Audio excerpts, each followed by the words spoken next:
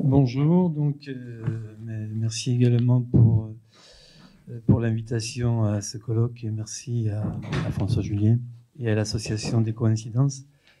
Il se trouve, oui, que lors de mon intervention sur Zoom, j'avais évoqué le travail de Claude Viala et je m'étais dit qu'à la suite de ça, ça serait peut-être bien de l'interroger sur la décoïncidence. Donc c'est ce que j'ai fait, on est allé le filmer, filmer l'entretien. Et je vais commencer donc par vous montrer ce petit film. J'ai pris un extrait de 2 minutes qui, me semble-t-il, illustre bien la question de la décoïncidence, mais aussi de la transformation silencieuse. Le rapport entre les deux, c'est-à-dire enfin, une question que je me pose et que je reprendrai tout à l'heure à partir de 5 points dans mon parcours à travers les concepts de François Julien. Quand est-ce que ça décoïncide, comment le sait-on, et est-ce que ça chemine pas d'une manière, j'allais dire inconsciente, mais le terme est un peu... enfin, je préfère parler de transformation silencieuse. Donc voilà, d'abord l'entretien avec Claude Viala, que je reprendrai par la suite. Au moment où quelque chose te fait sortir de tes habitudes de travail, enfin, quelque chose est incongru, ça peut décoïncider. Je dis ça aussi parce que je me souviens d'une formule, tu parles de la fécondité de l'impasse. En fait, c'est pratiquement tout le temps. Il faut que les choses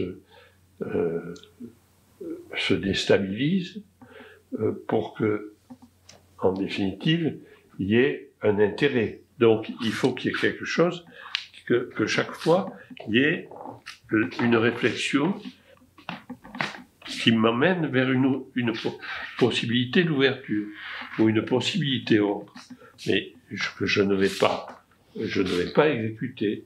Je vais la mémoriser, et puis quand elle adviendra, à ce moment-là, je l'accepterai. Et le travail qui m'a déconcerté sera rentré dans l'ordre, dans le reste. Et qu'est-ce qui va se passer dans ce temps, ce mûrissement? Le temps va passer, et j'aurai travaillé intellectuellement de manière à bien saisir intellectuellement le travail, ce qu'il en est et ce qui a débordé. Le problème, c'est de savoir exactement ce qu'on ne veut pas faire, mais en sachant que c'est sur le débord qu'on ne peut gagner que sur le débord. Donc, il faut arriver à comprendre comment et jusqu'où on a débordé, et en définitive, pourquoi ce débord est positif. Cette prise de conscience, elle est intellectuelle ou bien elle se fait à travers le travail? C'est à travers le travail aussi Elle part du travail. Elle part du travail. Mais c'est une partie intellectuelle du travail qui se fait en dehors, en deçà. C'est comme un écart qui est rattrapé par le travail. C'est un écart que le travail, une anticipation ou un écart.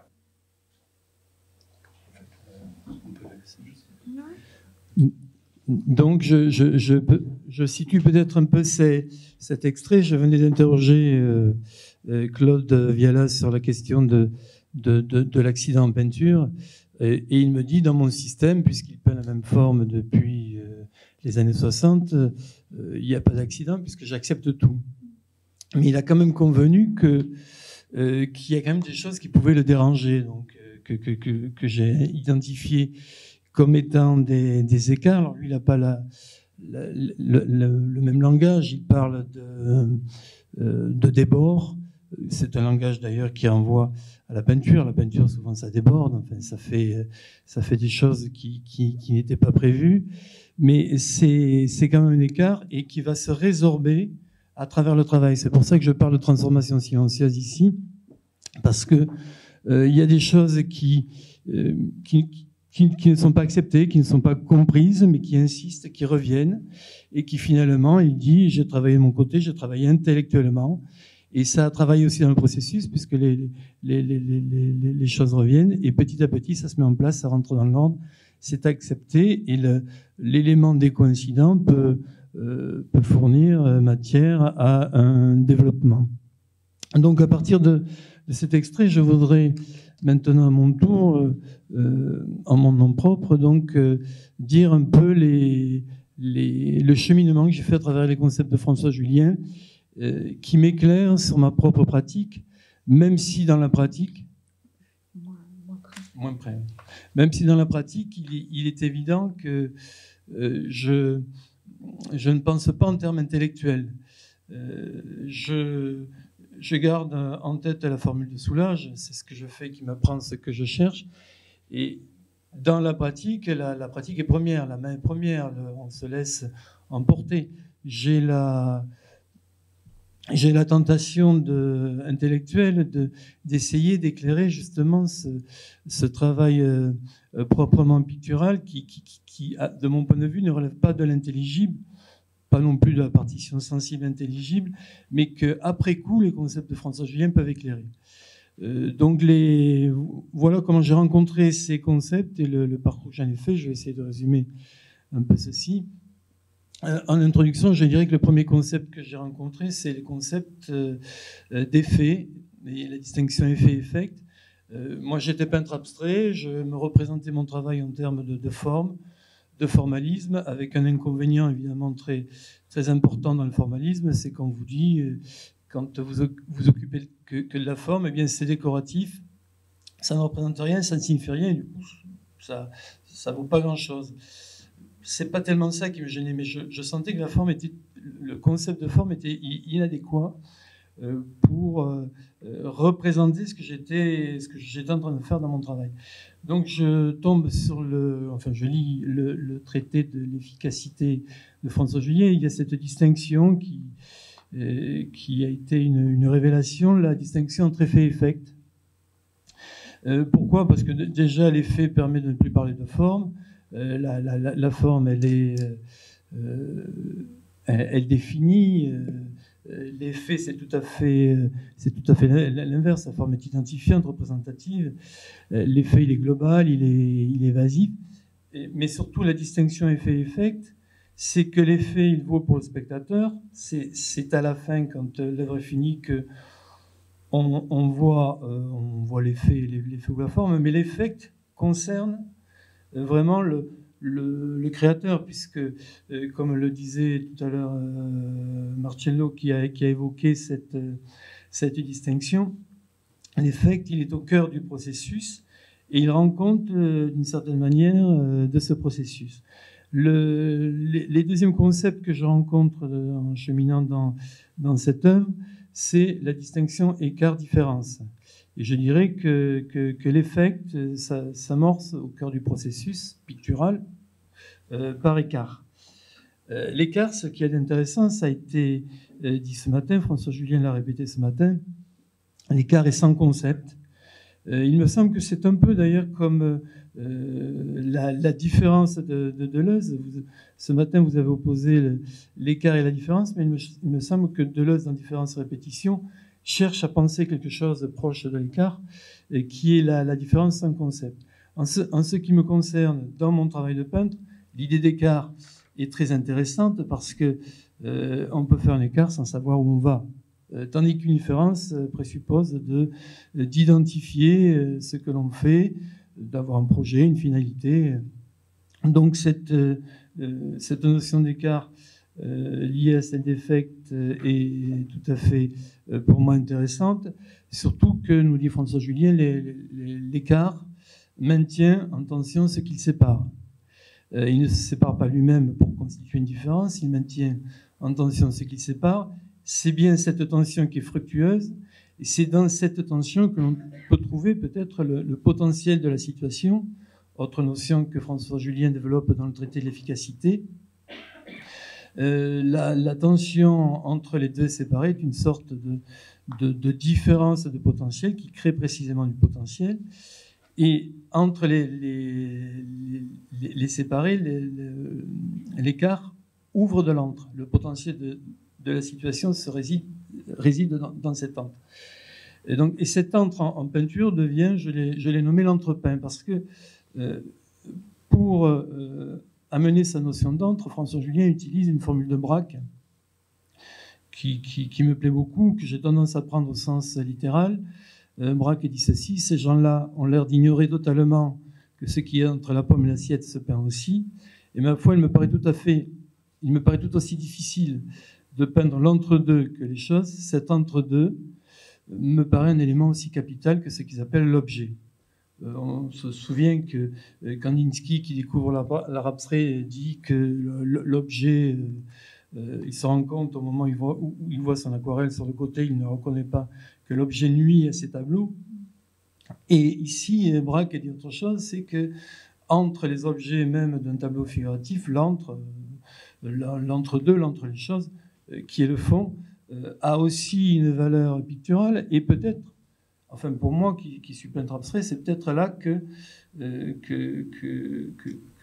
la valeur est la plus grande.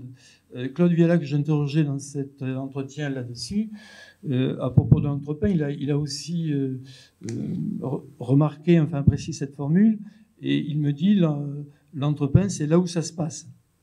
Là où ça se passe, alors moi j'essaie de lui faire dire que ça se passait entre ces formes. Enfin, j'avais toute une interprétation d'ailleurs assez littérale et un peu matérialiste de l'antre, et puis lui, il m'a sorti de son chapeau. Là où ça se passe, pour lui, c'est dans le séchage. J'en reparlerai à la suite. Et effectivement, je me suis aperçu que dans son... Je peux le dire maintenant pour éviter les répétitions, que dans son système, qui est très, très bloqué, finalement, il parle d'ailleurs de fécondité de l'impasse, hein, une formule qui fait quand même écho aux travaux de François Julien. Tout a l'air bloqué, il a l'air de se répéter. L'accident, il n'y a pas d'accident puisqu'il accepte tout. Et puis finalement, il sort au dernier moment quelque chose qui va tout... un opérateur de décoïncidence peut-être, c'est ce moment du séchage, parce que moi j'étais en train de lui dire, bon, à force, c'est ce qu'on lui reproche un peu, enfin, je me faisais l'avocat du diable parce que je ne lui reproche pas ça, mais cette idée d'une répétition, il répète sa forme depuis 40 ans, on a l'impression que, enfin, ceux qui n'aiment pas ça, qui ne sont pas dedans, ont l'impression que c'est vain. Et lui me dit, non, mais chaque fois que je peins, les tissus sont tellement multiples, la manière dont ça sèche, je ne sais pas comment ça va arriver à la fin. Et c'est là que dans le séchage, quelque chose peut se passer qu'il aura peut-être du mal à accepter, mais par transformation silencieuse, il va attendre que ça mûrisse et que ça revienne dans le travail et que cette décoïncidence finisse par produire quelque chose. Donc mon troisième point, j'en ai 5, hein, je ne sais pas si... Mon troisième point, en tout cas, c'est à partir de ces concepts, je peux commencer à décrire ce qui est pour moi le processus effectologique, c'est-à-dire tout simplement la création en peinture. C'est ces trois concepts, la décoïncidence, l'écart et l'entre. La décoïncidence, François Julien, si je me souviens bien, il l'introduit après la différence et l'écart, il l'introduit en 2017 dans Décoïncidence. Et elle est introduite, comme ça a été rappelé ce matin, comme un principe, comme le clinamen de Lucrèce dans le règne de la nature, excusez-moi, comme une déclinaison, mais comme quelque chose qui est là en principe. Et donc la décoïncidence permet l'écart produit de l'antre, et pour moi l'effet pictural, donc décoïncident, émerge dans l'antre et se développe dans l'antre. D'où une double question pour moi, enfin dans mon travail concret, pictural, c'est à la fois celle de l'émergence de l'effet et celle de sa culture, de son exploitation. Alors, les deux sont articulés pour François Julien. Il n'y a pas d'identité culturelle. Il parle de la ressource. Il ne parle pas de l'effet, il parle de la ressource. Il dit la ressource s'explore en s'exploitant, s'exploite en s'explorant. Bon. C'est bien, évidemment, ce qu'il faudrait atteindre, faire, en tout cas en peinture. Mais je pense qu'il ne faut pas minimiser, et je me parle à partir de ma pratique, la difficulté qui conduit à les séparer. C'est-à-dire que l'attention heuristique, l'attention à ce qui arrive, à ce qui se passe, à ce qui peut décoïncider, n'est pas la même que l'attention technique quand on a trouvé quelque chose et qu'on essaye de le développer. Il faut faire les deux en même temps. Il y a des explorateurs en peinture, il y a des exploiteurs. Il y en a qui font les deux. Je pense à Picasso quand il invente le cubisme, évidemment, qui le développe. Je pense à Pollock et son dripping. Et évidemment aussi à quelqu'un sur qui j'ai beaucoup travaillé, à Soulages et l'Outre-Noir. Des gens qui découvrent et qui vont ensuite creuser, qui vont exploiter. Je pourrais rajouter d'ailleurs Viala et sa femme, parce que à la base, c'est pas une découverte, c'est un système qui met en place, mais enfin, l'exploitation qu'il en donne montre sa fécondité. Donc, ce risque de séparation de ces deux attentions, ce que j'appelle attention heuristique, attention technique, peut se dire aussi en termes de décoïncidence. Parce qu'en fait, la décoïncidence, je crois qu'elle a deux aspects. D'un côté, elle fissure, et de l'autre, elle fait émerger le nouveau. Et elle est d'abord là donc, pour fissurer les coïncidences. Or, la pratique picturale, d'un point de vue purement technique, elle me semble coïncidente, puisque quand on a trouvé un effet et qu'on essaye de le produire, eh bien, on vise un but et on oublie peut-être un peu. C'est ce qu'on reproche aux gens qui se répètent. Ils produisent tout simplement, enfin ils ne sont plus dans la recherche. Il y a une autre forme de coïncidence à éviter dans la pratique picturale, c'est une coïncidence existentielle, c'est celle de l'habitude, parce qu'on va à l'atelier tous les jours, on refait les mêmes gestes, et puis ça s'enlise, comme dit François Julien à propos de la vie. Il y a des gestes qui se vident de leur sens, alors la question c'est comment faire pour décoïncider. Bon, c'est cette question qui revient toujours.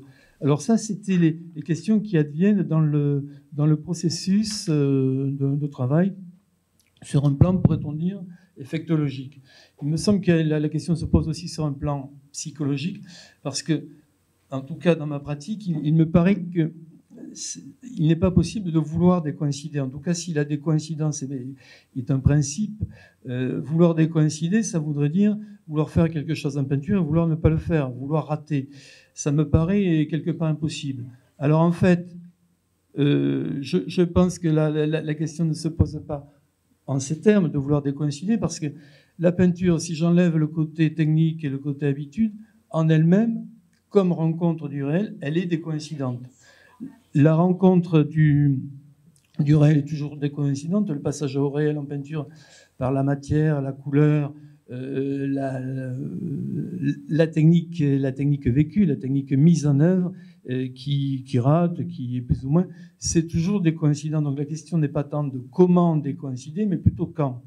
Et quand décoïncider, comment en prendre conscience, et est-ce que l'on a pour cela des critères? Alors j'avais mon quatrième point que je résume en deux lignes, c'était la transformation silencieuse de la prise de conscience, qui était illustrée par l'extrait que je vous montrer, les réflexions de Claude Viala, puisque Claude Viala, c'est Claude Viala, ce que j'apprécie et que je comprenais pas bien, ou que je comprends peut-être un peu mieux après l'avoir interrogé à partir de la notion des coïncidences, c'est qu'il s'est donné dès le départ un système très fermé. C'est pour ça qu'il parle de sa fécondité, de l'impasse. Et il assume ce côté bloqué, presque déterministe de son système jusqu'au bout. Et en fait, à l'intérieur de ça, il s'intègre lui-même dans le système. Donc il n'a pas. C'est pour ça que l'accident n'est pas un accident, puisque l'accident arrive toujours par rapport à quelqu'un qui serait extérieur au système, à une intention, lui fait partie du système. On pourrait presque dire que c'est un sujet impliqué dans le système. Il y a une formule de François Julien quand il analyse le rapport du sujet et de la situation, qui dit que la situation est le véritable sujet. Et dans la situation, il n'y a plus le sujet cartésien qui est en surplomb, il y a un sujet impliqué, immergé. Et je crois que c'est vraiment le cas de Claude Viala. Et donc, il fait confiance pleinement à son processus de création, il fait confiance pleinement aux transformations qu'il vit en lui-même, et petit à petit, dans l'impasse, les choses vont se débloquer. Il y a une autre forme peut-être et donc la prise de conscience, elle est peut-être pas un point très, très particulier, il dit qu'il a travaillé intellectuellement, mais c'est vraiment une transformation continue, aussi bien dans le processus que dans l'esprit de l'artiste, qui fait lui-même partie de la situation. Il y a une autre forme, évidemment, des coïncidences qui est moins systématique et qui correspond à l'origine de mon travail, la question de l'accident, de l'incident. C'est peut-être là que se pose la question du critère. C'est le cas de Pierre Soulages, quand il découvre l'Outre Noir en 1979. Il a raconté, hein, il est enlisé dans son travail, il a raté sa toile qu'il voulait faire par contraste, il a recouvert toute la toile et puis il peint là-dedans machinalement, et il se demande pourquoi il a continué. Et il a une formule que j'avais notée à l'époque quand j'avais travaillé sur lui, il dit « parce que ça allait loin en moi ». Donc j'avais tenté d'interpréter cette formule-là en termes d'intuition. Pierre Soulages ne parle pas d'inconscient, Viala en parle, il n'en parle pas. Ça me semblait plus profond que la question psychologique de l'inconscient. Et il se trouve que j'ai lu récemment le travail de Hartmut Rosa sur la résonance. Et il me semble que la formule de Pierre Soulages, quand il dit « ça allait loin moi », ça indique une forme de résonance. Et le concept de résonance m'intéresse beaucoup. Alors, je ne sais pas si il me semble répondre à cette question du critère des coïncidences, parce que c'est pas un critère, discursif, c'est pas un critère intellectuel, la résonance, c'est un phénomène. Et Rosa, d'ailleurs, quand il élabore son concept, il le dit bien, il dit que la résonance n'est pas de l'ordre de la connaissance. C'est d'abord, enfin, il étaye son concept sur le phénomène physique de la résonance qui évoque la résonance en musique. Bon. Et dans la résonance, ce qui est intéressant, c'est que il n'y a pas, ce sont deux corps vibrants qui se rencontrent, il les nomme des diapasons. Un corps vibrant peut en faire résonner un autre, mais il n'y a pas de prééminence de l'un sur l'autre. Il n'y a plus le sujet et l'objet, il y a la rencontre du sujet et de l'objet. Bon. Et il me semble que ce critère de résonance, donc ça se passe la résonance se passe entre le sujet et l'objet. Et ce critère est vraiment intéressant parce qu'on n'a plus le créateur qui surplombe, qui domine, etc. Dans la résonance, c'est quelque chose qui se produit, qui est produit par le processus et qui embarque le créateur. Je dirais un peu comme l'effet, ni sujet ni objet, la résonance se déploie dans l'antre comme l'effet dans l'entrepain, et elle nous donne le critère d'un effet qui risque d'être fécond, puisque ça résonne en moi. Je me souviens que Pierre Soulages dit par exemple à propos des statues menhirs dans la région de Rodez, qu'il ne sait pas ce que ça veut dire, mais que ça, il emploie ces termes de résonance. On dit parfois ça me parle. Mais ça me parle n'est pas le bon mot, parce que ça me parle, c'est du discours, ce sont des concepts. Tandis que la résonance, on est encore donc au cœur du processus. Et peut-être que là, c'est peut-être quand ça résonne qu'on va commencer à cultiver un effet. Donc, bon, il y aurait d'autres points, je les dis juste par rapport à la résonance. Lorsque Rosa thématise la résonance, il dit qu'il faut un élément d'indisponibilité.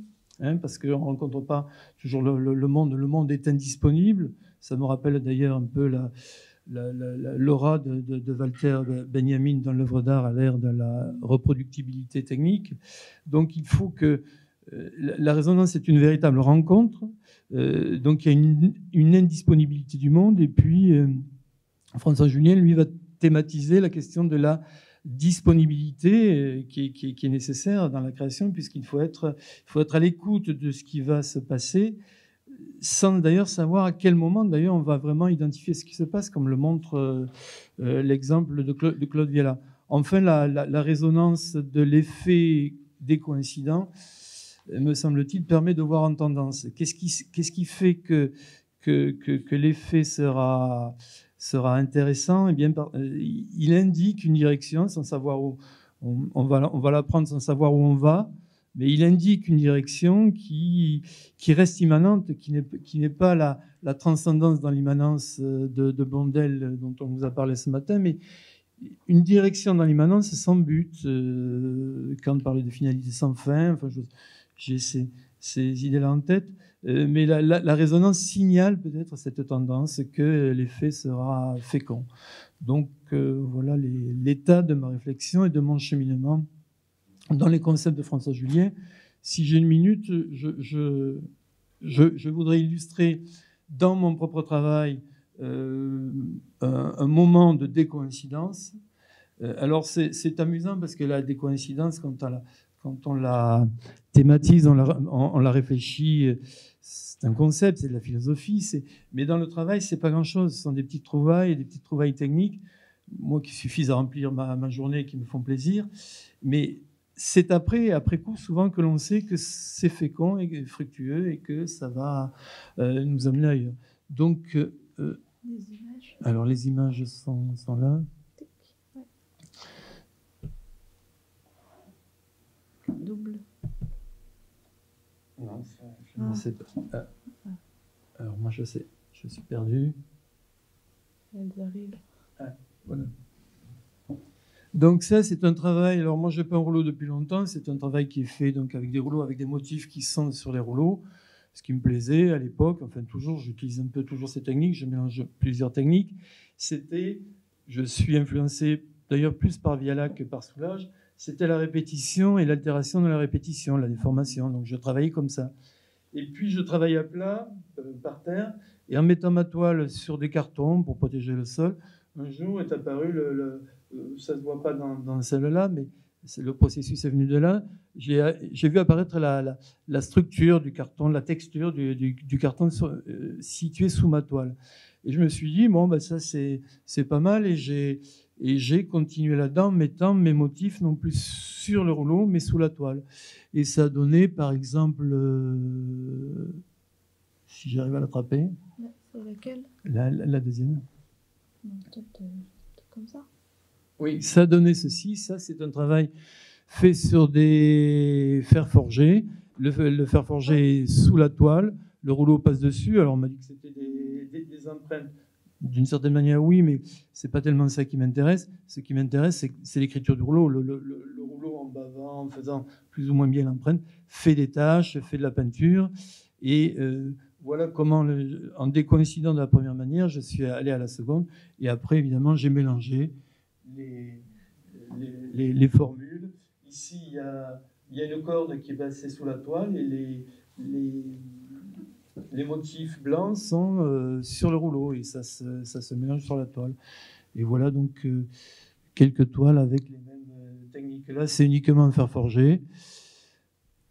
Là, c'est sous la toile et sur la toile. Sous la toile, c'est un sol très accidenté de béton dans un garage. Sur la toile, ce sont des motifs sur le rouleau. Là, sous la toile, il y a un motif, le motif de croisillon rouge. Et sur la toile, il y a des motifs sur le rouleau. Et voilà pour terminer. Ce sont des cordes sur un tissu Vichy. La photo est peut-être un peu floue. Voilà.